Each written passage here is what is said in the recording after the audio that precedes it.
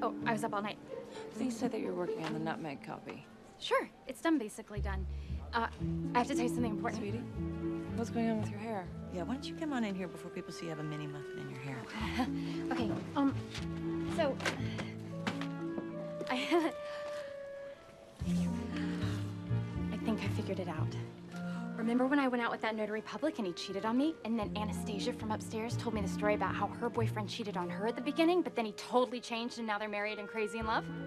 I thought that guy was a process server. No, notary. Anyway, my point is, Anastasia's the exception, not the rule. And we have to stop listening to these stories because the rule is that most guys who cheat on you up front don't really care about you very much. Okay.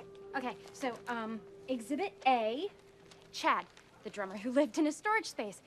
He only used me for rides, and yet I continued to stalk him for most of 1998.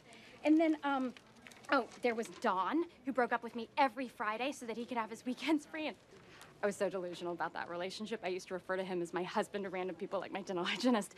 And anyways, all of my friends used to tell me these stories about how things might work out with these dipshits because they knew someone who dated a dipshit just like mine, and that girl ended up getting married and living happily ever after. But that's the exception, and we're not the exception, we're the rule.